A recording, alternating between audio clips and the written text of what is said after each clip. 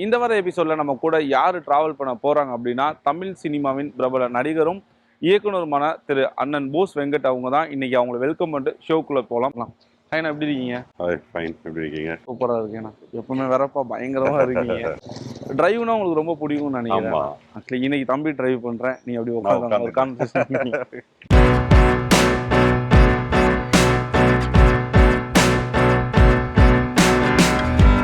தமிழ்நாட்டில் உள்ள எல்லா பெண்களுக்குமே ஒரு தாய்மாமன் அப்படின்னா திரு போஸ் வெங்கட் அவங்க தான் ஞாபகத்துக்கு வருவாங்க. இதெல்லாம் பல வருஷத்துக்கு முன்னாடியே அண்ணனை பார்த்து கேட்டிருக்கணும். பட் தம்பி இன்னைக்கு தான் மீட் பண்றேன். எப்படி நான் ஃபீல் பண்றீங்க? இல்லை, இதெல்லாம் ஒரு பெரிய கொடுப்பினை தான். என்னன்னா, நடிகனாகணும்னு ஆசைப்பட்டு வந்துட்டு நம்ம சும்மா சாதாரண ஒரு ஆளாக அப்படி சும்மா அப்படி போயிட்டு வந்துட்டு இருக்கிற நிலை மாதிரி நம்ம போனோம்னாவே இந்த போஸ் அப்படின்ற அந்த முதல் நாள் இருக்கு இல்லையா, அப்போ ஆட்டோ ஓடி இருந்த டைம் அது. ஸோ அது இன்னும் மனசில் அந்த பசுமரத்தாணி மூட பதிஞ்சிருச்சுன்னு சொல்லுவாங்க. அது மாதிரி இன்னும் மனசில் அப்படியே இருக்குது. போஸ் போஸ் போஸும்பாங்க. புதுசாக இருக்கும், ஜிவ்வுன்னு இருக்கும். பட் இப்போ அது பழகி போச்சு. பட் இந்த கேள்விக்கு பதில் என்னன்னா, அந்த எல்லாருமே மாமா மாமான்னு இன்னமும் நிறைய பேர் மாமான்னு தான் கூப்பிடுறாங்க. அது ஒரு மாதிரியான சந்தோஷம் தான் சொல்லணும். அதுவும் சாதாரண முறை சொல்லி கூப்பிடுறத விட தாய்மாமன்கிற முறையெல்லாம் தாய்க்கு அடுத்தபடியா ஃபீல் பண்ணுவாங்க. அதோட விளைவோ என்னவோ தெரில. இப்போ ரோபோ சங்கர், ரோபோவோட பாப்பா இருக்காங்க இல்லையா, அவங்களுக்கு வந்து நான் தான் தாய்மாமன் முறை பண்ணேன். என்னுடைய நண்பர் மகேஷ், அவருடைய மகளுக்கு நான் தான் தாய்மாமன் முறை பண்ணேன். அந்த மாதிரி நிறைய நண்பர்களுடைய மகள்களுக்கு தாய்மாமன் உறவா நான் தான் இன்னைக்கு இருந்ததெல்லாம் பண்ணிட்டு இருக்கேன். நீங்க ஆரம்ப காலத்துல அந்த சினிமாங்கிறதெல்லாம் தாண்டி தாய்மாமன் முறைக்கு முதல் அடித்தளம் போட்டதே சீரியல் மெட்டி ஒலி தான். இந்த மெட்டி ஒலிக்குள்ள நீங்க எப்படி என்ட்ரி ஆனீங்கன்னா அதை பத்தினா கொஞ்சம். அப்போதான் அந்த சினிமா சீரியல்ஸ் இதை ட்ரை பண்ணிட்டு இருந்த டைமு. நிறைய டிஸ்கஷன்ஸ் போவேன், நிறைய கதை பேசுவோம், நிறைய சினிமாக்காரர்களோடு நல்ல தொடர்பில் இருந்த டைம் அது. அந்த நேரத்தில் ஒரு பேப்பரில் சின்ன கட்டிங் தான் அது. அந்த கட்டிங் தான் இந்த மாதிரி பிரபல தொலைக்காட்சிக்கு வந்து நடிகர்கள் தேவைன்றது. அது மெட்டி ஒலினோ திருமுருகன் சார் பேரோ எதுவுமே இல்லை. இந்த மாதிரி இந்த இடத்துல இருக்குது, இந்த டைமில் வரணும்னு போட்டிருந்தாங்க.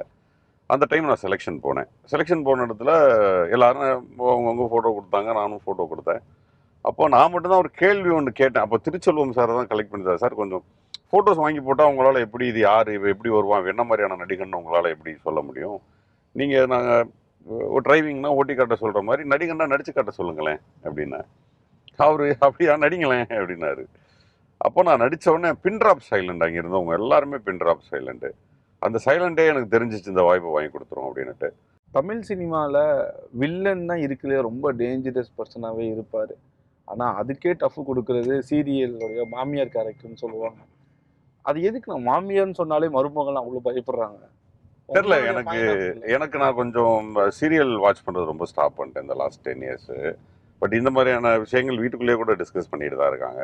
பட் நாங்கள் பண்ணும்போது அப்படி இல்லை. நாங்கள் பண்ணும்போது கோபி கேரக்டர் டாமினேட்டடாக இருக்கும், போஸ் கேரக்டர் டாமினேட்டடாக இருக்கும், திடீர்னு சேதன் சார் கேரக்டர் டாமினேட்டடாக இருக்கும், அவங்க அம்மா கேரக்டர் டாமினேட்டடாக இருக்கும், இந்த சைடு திலீப்குமார் சார் கேரக்டர் டாமினேட்டடாக இருக்கும். ஸோ அப்போல்லாம் இந்த மாதிரியான பிரச்சனைகள் எதுவுமே வரலை. இப்போ சமீப காலங்களில் எழுதப்படக்கூடிய எல்லா ஸ்கிரிப்டுமே அந்த பேஸ் எழுதுறதா சொல்கிறாங்க. பட் நான் சீரியல்ஸ் எதுவும் பார்க்கல. பட் அப்படி ஒரு டாக் போயிட்டுருக்கு. இது எங்கே இருந்தாலும் எடுத்துருப்பாங்க, எங்கேயாவது ஹிந்தியில் எங்கேன்னு எங்கேயாச்சும் இருக்கும், அதை எடுத்து இங்கே அப்ளை பண்ணுவாங்க. இது எப்போவுமே நடக்கிறது தானே, எதையாவது ஒன்று பார்த்து பண்ணுறது தானே. ஆமாம். நடிகர் இயக்குனர் போஸ் வெங்கட் ஒரு சீரியல் ஆக்டராக இருந்த போஸ் வெங்கட்டை இப்போ பார்த்து ஒரு கேள்வி கேட்பாரு, ஒரு டிஸ்கஷன் பண்ணுவார்னா என்ன பேசுவார்? அந்த டிஸ்கஷன் டெய்லி நடந்துக்கிட்டு தான் இருக்கு. அது அந்த டிஸ்கஷன் என்கிட்ட எப்பவுமே இருக்கும். அது என்னன்னா, கிரிக்கெட்டில் சில ஸ்ட்ரோக்ஸ் வந்து நம்மளை விட்டு போகவே போகாது. அதில் தான் சம்டைம்ஸ் அவுட் ஆகும், சம்டைம்ஸ் அந்த ஸ்ட்ரோக்ஸில் தான் நிறைய ரன்ஸ் எடுப்போம். அது மாறும். அந்த மாதிரி பிகினிங்லேருந்தே நம்ம பாடி லாங்குவேஜ், நம்ம ஆக்டிங்கில் ஏதாவது சில விஷயம் கிளிஷேவாக இருக்கும், அதை வந்து சீரியல்லையும் பண்ணியிருப்போம். அதை இப்போ பண்ணக்கூடாதுன்னு நம்ம நினைப்போம். அதே மாதிரி இன்னொருத்தங்க மேலே அதை அப்ளை பண்ணக்கூடாதுன்னு நினைப்போம். டைரக்ஷன் பண்ணும்போது அந்த மாதிரி ஒன்றும் நடிச்சிடக்கூடாதுன்னு நினைப்போம். பட் நம்மளை மீறி இதெல்லாம் நடந்துடும். நடக்கும்போது நான் எடிட்டில் இருந்தாவோ இல்லை ஆர்ஆர் போயிட்டு இருந்தாவோ நான் வீட்டில் வந்து எனக்கு நானே கேட்டுக்கிற கேள்விகள், இதை தவிர்த்துருக்கலாமே, இன்னமும் நீ ஏன் அதை ஃபாலோ பண்ணிட்டு இருக்குங்கிற கேள்வி இப்போவும் அந்த 2 போர்ஷன்களுக்கு முன்னாடிலாம் நடந்துக்கிட்டே தான் இருக்கு. நீங்கள் முதல் முறையாக ஒரு நடிகர் அப்படிலாம் தாண்டி இயக்குனராக ஃபர்ஸ்ட் ஒரு மூவி பண்ண போறீங்க.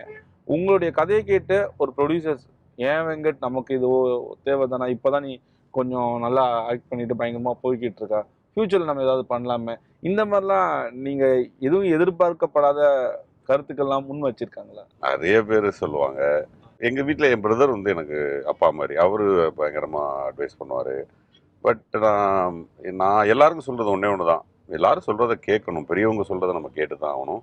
பட் அட்வைஸ் அப்படியே ஃபாலோ பண்ணணுங்கிறது இல்ல. நம்ம அந்த அட்வைஸ்ல எது சரி, எது தப்புன்னு நம்ம அன்னப்பறவை மாரி பிரிச்சு பார்க்க நமக்கு தெரியணும். நான் ஃபர்ஸ்ட்டு சீரியல்ல இருந்து சினிமாவுக்கு போம்போது உனக்கு இது தேவையான்னு கேட்டாங்க. நான் சோனியாவ லவ் பண்ணும்போது இது உனக்கு தேவையான்னு கேட்டாங்க. டைரக்ஷன் போகும்போது டேய் நல்லா போயிட்டு இருக்கு ஏன் இப்படி பண்ற? இது தேவையான்னு என்ட்ட கேட்டாங்க. அடுத்தது ப்ரொடியூஸ் பண்றதுக்கான ஏற்பாடுகள் பண்ணிட்டு இருக்கேன். அது தேவையான்னு கேட்குறாங்க. பட் எனக்கு என்னன்னா ஒரு இடத்துல தேங்கின தண்ணீர் சாக்கடை ஆயிடும். அந்த மாதிரி ஒரு நாள் நீங்க வீட்டிலேயே தூங்குனீங்கன்னா சோம்பேறி ஆயிடுவீங்க. ஒரு நாள் நீங்க புத்தகங்கள் படிக்கலைன்னா, ஒரு நாள் உங்களுடைய தொழில் சார்ந்த திரைப்படம் பார்க்கலைன்னா, நீங்க அந்த நாளை இழக்கிறீங்க. நீங்க சினிமாவுக்கு துரோகம் பண்றீங்க. உங்களுடைய பயிற்சியை ஒரு நாள் கெடுத்துக்கிறீங்க. இது வந்து என்னுடைய கொள்கை. ஸோ ஒரு நாள் கூட நம்ம எதுக்காகவும் வீணடிச்சிடக்கூடாது. ஆனா பார்க்கும்போது காக்கா கேக்க சூர்யா மாதிரி அப்படியே வெறப்பா இருக்கீங்க. வீட்ல எப்படிலாம் இருக்கீங்க? இது வந்து ஒரு உடம்பு தான் அப்படி எனக்கு. ஒரு மாதிரியான இல்ல, உடம்பு. ஒரு மனிதனை வெளியில இருந்து பார்க்கும்போதே கண்டுபிடிச்சிடலாம் அவன் யார் எப்படி கேரக்டர்னு. ஸோ அதனால நான் கேட்குறேன். நான் அது வரைக்கும் யாரையும் கண்டுபிடிச்சது கிடையாது, பட் கேட்குறேன். இல்ல, இல்ல. எனக்கு உடம்பு தான் கொஞ்சம் அப்படி. But I am so cool. நான் எல்லார்கிட்டயுமே ரொம்ப அமைதியா, அன்பா இருப்பேன். பட் கோவம் பயங்கரமா வரும். நடுநிலையா இல்லாதவர்கள் மீது நம்ம பயங்கரமா கோவப்படுவோம். ரொம்ப நடுநிலையா இருக்கணும்னு நம்ம ஆசைப்படுற ஆட்கள். வீட்டுக்குள்ளேயெல்லாம் ஐம் சைலண்ட் மேன். நான் ஒரு இடத்துல இருந்தேன்னா இருப்பேன். பட் வீட்டுக்குள்ள பிள்ளைகள் வந்ததுக்கப்புறம் பயங்கரமா ஜாலி பண்ணிட்டு நான் காமெடி பண்ண ஆரம்பிச்சேன்னா என் பிள்ளைகள்லாம் பிறண்டு பிறண்டு சிரிப்பாங்க. அது ஒரு அது ஒரு லைஃப் அது. அது ரொம்பலாம் எங்கேயுமே வந்து நான் வெறுப்பா இருந்ததே கிடையாது. பாடி லாங்குவேஜ் இப்படி இருக்கும் அவ்வளோதான். தமிழ் சினிமாவில் நம்ம ஸ்க்ரீன் வெளியில் நின்று மக்களோட மக்களாக ஒரு பெரிய பிரபலங்களை பார்த்துருப்போம். ஸ்க்ரீனில் பார்த்த அந்த ஹீரோ ஹீரோயினுக்கெல்லாம் ஃப்யூச்சரில் நம்மளும் ஒரு எப்படியாவது இவங்களை வச்சு ஒரு படம் எடுத்துடணும், இவங்க கூட ஆக்ட் பண்ணணும்னு நினைப்போம். பட் நீங்கள் நடிச்சிட்டீங்க. நீங்கள் யாரெல்லாம் நடிக்கணும்னு நினச்சிங்க அவங்க கூட நடிச்சிட்டீங்க. இந்த மாதிரி ஒரு கேரக்டரை வச்சு ஒரு மூவி பண்ணால் நல்லாயிருக்கும், இவருக்குன்னு இந்த மாதிரி ஸ்கிரிப்டெல்லாம் வச்சுருக்கேன், கண்டிப்பாக ஒரு உச்சபட்சத்துக்கு வருவேன் அப்படின்னு நீங்கள் டெய்லி உங்களுக்குள்ள ஒரு கேள்வி வந்துகிட்டே இருக்கும்ல? ஆமா. அது கொஞ்சம் அதுவும் இந்த நம்மள மாரி சின்ன படங்கள் பண்றவங்களுக்கு அந்த ஏக்கம் ஜாஸ்தியா இருக்கும். ஏன்னா சின்ன சின்ன பசங்க முதல் திரைப்படமே விஜய் சார் வச்சு பண்ணிடுறாங்க. 2ஆம் படமே விஜய் சார் வச்சு பண்ணிடுறாங்க. அ அப்ப ஐய்யயோ! என்ன நம்ம இந்த ஏஜுக்கு மேல விஜய் சார் வச்சு படம் பண்ண முடியுமா? இந்த ஏஜுக்கு மேல ரஜினி சார் வச்சு படம் பண்ண முடியுமாங்கிற கேள்விகள்லாம் வரும்.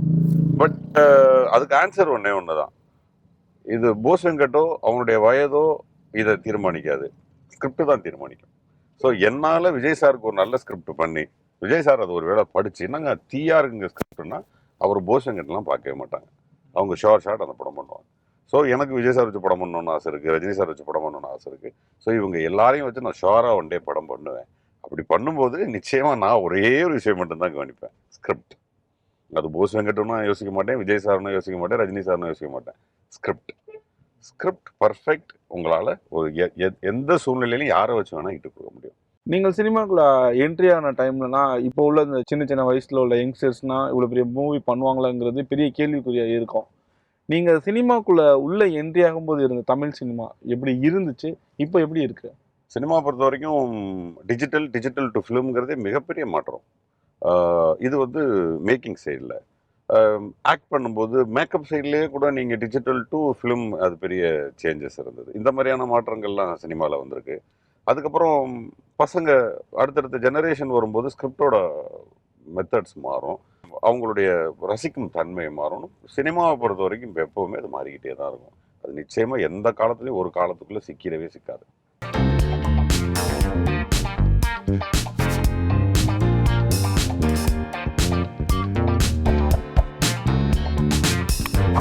இப்போ பெரும்பாலான நீங்க வெளியில ஷூட் போகும்போதெல்லாம் உங்களுக்கு எப்படின்னா ஃபுட்டு கண்ட்ரோல்லாம் எதுவும் இருக்குமா? இல்லை ஆள் பார்க்க டெய்லி எக்ஸசைஸ் பண்ணி ஃபுட் கண்ட்ரோல் அந்த டயட்னா சொல்லுவாங்க, அதெல்லாம் உங்களுக்கு இருக்கு? டயட் வந்து நம்ம நம்ம நம்ம நார்மல் லைஃப் டயட்டே போதுமானதாக இருக்குது எனக்கு. என்னென்னா இப்போ பாடி லாங்குவேஜாக ஒரு மாதிரி டக்குன்னு வெயிட்டு போடுறவங்களுக்கு கஷ்டம். நமக்கு அப்படி இல்லை. நம்ம என்ன சாப்பிட்டாலும் இந்த உடம்பு பெருசாக மாறாது. ஏன்னா ஸ்போர்ட்ஸ் இருக்கும், ஜிம் பண்ணுவோம், ஏதோ ஒன்று ஆக்டிவிட்டீஸில் இருந்துகிட்டே இருக்கிறதுனால பெருசாக வெயிட்டு போடாது. சில படங்களுக்கு வயரே தெரியாமல் நம்ம வந்து போலீஸ்லாம் பண்ணும்போது கொஞ்சம் ஃப்ளாட்டாக இருக்கும்னா அந்த சமயம் மட்டும் சுத்தமாகவே சாப்பாடு கட் பண்ணிவிட்டு நடிக்கிறது. அதே மாதிரி அந்த சமயத்தில் எதையாவது ஒன்று சாப்பிட்டோம்னா ரொம்ப வயிறு தெரியும். அதனால லஞ்ச் எல்லாம் ரொம்ப லைட்டாக எடுத்துக்கிறது ஷூட்டிங் ஸ்பாட்டில். அதுக்கேற்ற மாதிரி அடாப்ட் ஆகிப்பீங்க. ஆமாம். அது என்ன கேரக்டர் பண்ண போகிறோமோ அதுக்கு தகுந்த மாதிரி அடாப்ட் ஆகிடும்.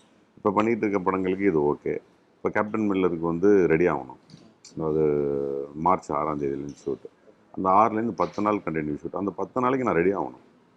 ஸோ அதுக்கு முன்னாடி ஒரு 15 டேஸ் ரெடி ஆகணும். நிறையா ஓடணும், நிறைய ரோல் பண்ணணும்.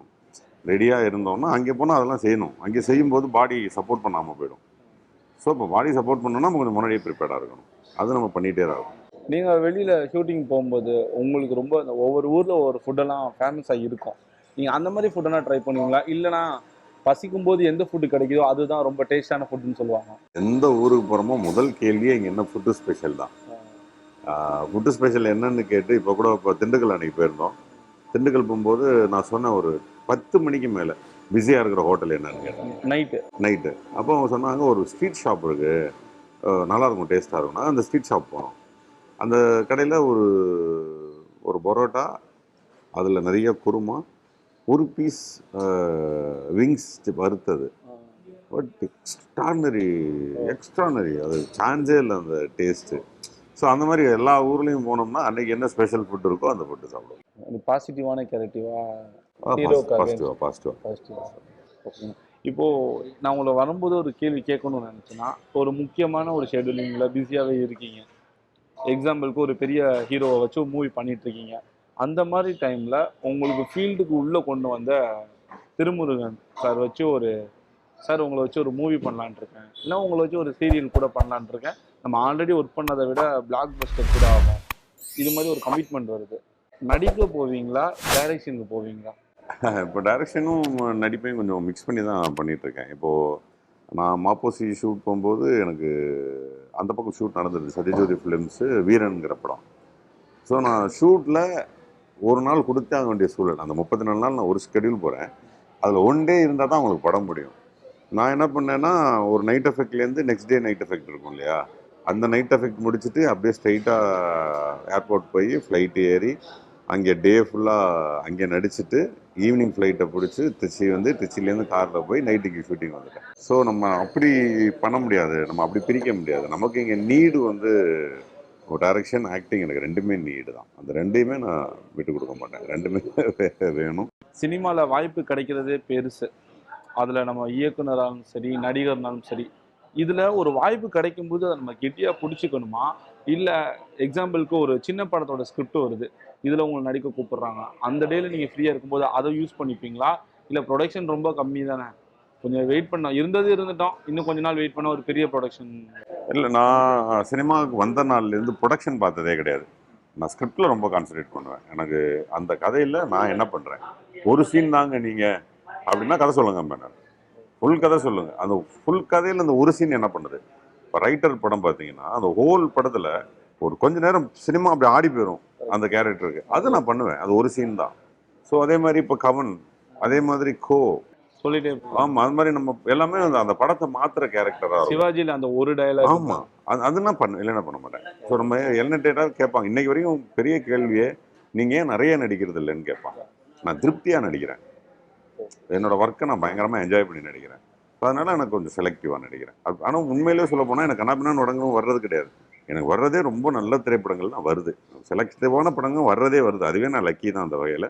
அதையும் மீறி சில படங்களை தவிர்த்துக்கு நம்ம என்ன எதிர்பார்க்கிறோமோ அது மாதிரி தான் அங்கேருந்து வந்துகிட்டு இருக்கு, நம்ம மனசுக்கு தகுந்த மாதிரி நடக்குது.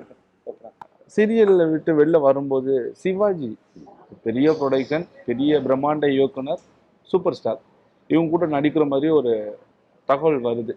நீங்கள் உள்ளே போயிட்டு ஓகே என்ன மாதிரியான ப்ராஜெக்ட், இதில் உள்ள ஸ்டோரிஸ்னால் சொல்லுங்கள், சரி இந்த மாதிரினா கேட்டிங்களா, இல்லைங்க இதுதான் மூவி, இதுதான் கேரக்டர், நீங்கள் உங்களுக்கு அசிஸ்டன்ட் பிஏவாக ஒர்க் பண்ண போகிறீங்க, ஜஸ்ட் ஒரு 1 லைன் மட்டும் சொல்லிடுவாங்களா? இல்லை, அது முதல்ல சங்கர் சார் படங்கள் மாதிரி படங்கள்ல முதல்ல உதவி இயக்குநர்கள் தான் கூப்பிடுவாங்க. உதவி இயக்குநர்கள் என்ன கண்டென்ட் ஃபிலிம்ங்கிறத சொல்லுவாங்க.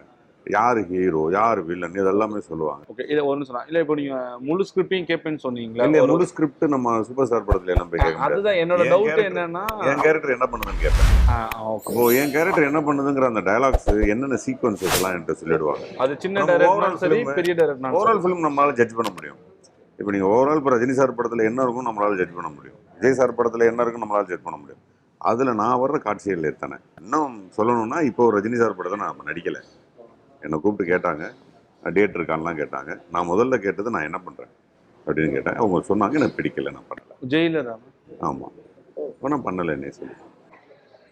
பா, கேட்க எனக்கே ரொம்ப அதிர்ச்சி. அவ்வளவுதான், நம்ம அப்படிலாம் யோசிக்க கூடாது. பெரிய ஆளுங்க இருக்காங்க, சின்ன ஆளுங்க இருக்காங்கன்னு நம்ம ஏறி போயிட்டே இருக்கோம். யாராவது டக்குன்னு ஆசைப்பட்டு 3 ஸ்டெப்பு இறங்கிட்டோம்னா திரும்ப நம்ம தான் ஏறணும். நம்ம கஷ்டப்பட்டு ஏறின ஸ்டெப்பு. ஏதோ ஒரு ஆசைக்கு சபலத்துக்கு நம்ம கீழே இறங்கிட்டோம்னா திரும்ப ஏறுறது நம்ம தானே ஏறணும், நான் தானே கஷ்டப்படணும். அதனால ஏறி போயிட்டு இருக்கோம், ஏறியே போயிட்டு இருப்போம், இறங்கி கீழே வரக்கூடாது. பட் இருந்தாலும் ஒரு சூப்பர் ஸ்டார் மூவில அப்படி யோசிக்க பெரிய கூடாது. எக்ஸ்பெக்டேஷன் இருக்கு. அப்படிலாம் யோசிக்கக்கூடாது, அப்படிலாம் யோசிக்கக்கூடாது. நீங்கள் அந்த இடத்துல இல்லாமல் செல்ஃபிஷாக தான் இருக்கணும். நான் தான் சொல்லணே, நான் ரைட்டர் பண்ணேங்கிறேனே, அதில் சூப்பர் ஸ்டார் கிடையாது, நான் ரைட்டர் பண்ணேனே. நமக்கு தெரியும் அந்த படத்தில் அந்த ஒரு சீன் என்ன பண்ணணும்னு நமக்கு தெரியும். ஜெயிலரில் நான் நடிக்கிற ஒரு சீன் என்ன பண்ணணும்னு எனக்கு தெரியும். நம்மளை என்னவா யூஸ் பண்ணுவாங்கன்னு நமக்கு தெரியும்.